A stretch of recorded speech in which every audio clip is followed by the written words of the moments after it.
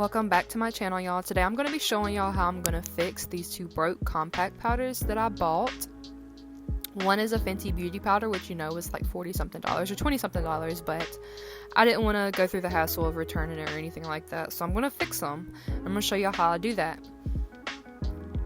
But I remember when this came, I think I remember it hit the internet about 2012, somewhere around there, and it was like the rave of how to fix your broke powders, your broke highlighters, and things like that. There's a lot of different things you could use at the time, and there's a lot of different ways you can do it. I'm going to start by taking a eyelash tool and crushing up the bits that's in the pan into smaller bits and try to get that as fine as possible. That way it's a lot more easier to mix with the solution that I'm going to use and things like that. But you can use anything that you have. You can use a spoon, you can use a makeup brush, you can use different type of tools like I'm using, you can use different type of spatula, you can use anything. Once you have did that, you're going to take, I'm using alcohol for this, I use 100% alcohol or whatever it's called. You can use vinegar, I wouldn't recommend that. The vinegar smell stays and it never comes out. I wouldn't recommend doing that. But what you're going to do is you're going to take your alcohol and you're going to little by little add it to the powder and just mix it all until it becomes this creamy type of texture. You don't want it to be too liquidy or it's going to be difficult to pan it out and it's not going to settle right overnight. So you want to do little by little, that way you can control how much is going into your product.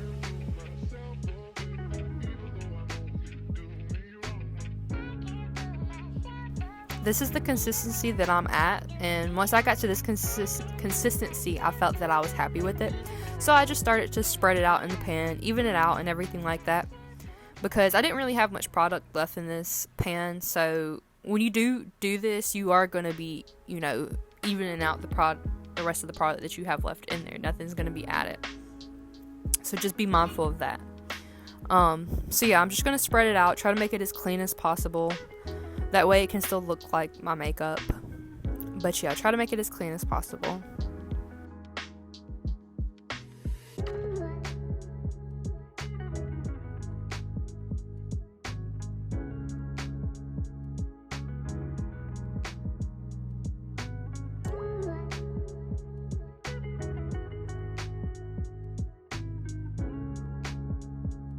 Once I've done that, I'm going to go in with a little piece of paper towel and I'm just going to start to clean up my edges a little bit and just make it look a little bit more cleaner, a little bit more presentable, and this way it can all stay in the pan and settle in the pan and not outside of the pan.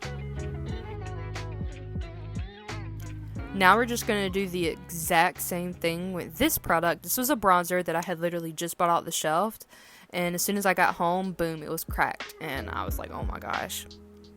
So I pretty much still have all of the product left in here, and this is a very fine type of product. As you can see, it breaks down pretty easily, so I really didn't have to do that much to it, but because it's so much product, it was a lot harder to work with.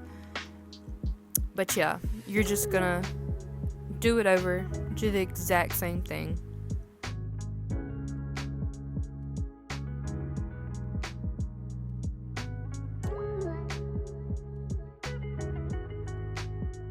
Add your alcohol little by little, especially when you have this much product. Things will get out of control fast and you'll lose a lot of your product, and that'll be a waste of money, and that's completely unnecessary. So you want to do little by little, get to the type of consistency that you need, or consistency that you're happy with, that you can start spreading it out on the pan.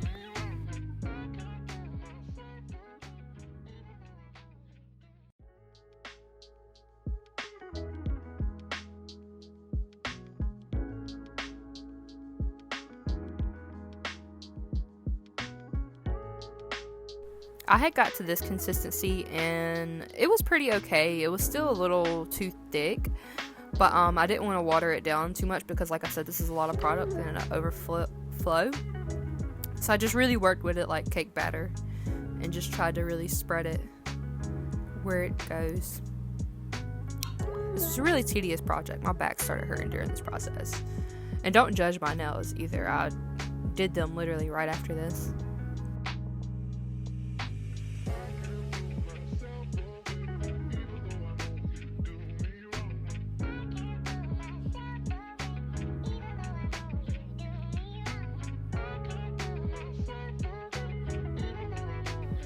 But yeah, after adding alcohol a couple more times to get a better consistency to spread it against the pan, this is what I got.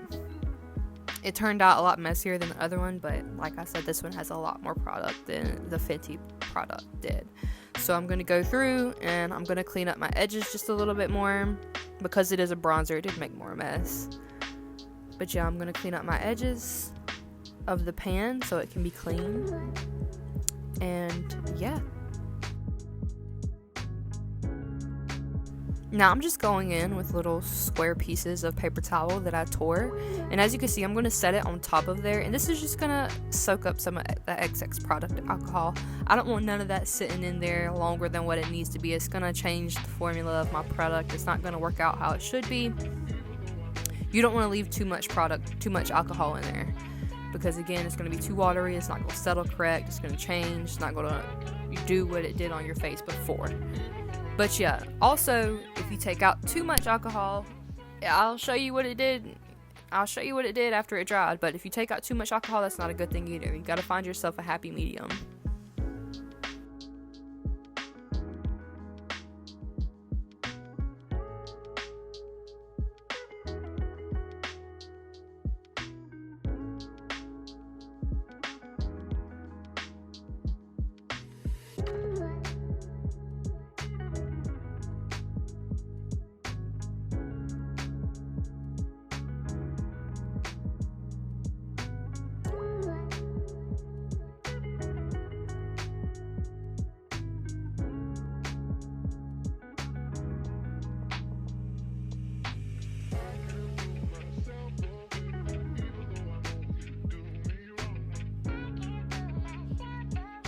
After doing the exact same thing to the bronzer, that is pretty much it. That is how you fix your broken compact powders. You let it sit overnight for 24 hours and then it will be brand new. Not brand new, but it'll be good as new next thing in the morning. Okay, this is what I wanted to show you. Because I took too much alcohol out of the Fenty powder, as you can see it has cracks on it. It's not broken again, it's just cracked. It's still usable and it doesn't break or anything like that. These products work amazing, and that's it for my channel, y'all.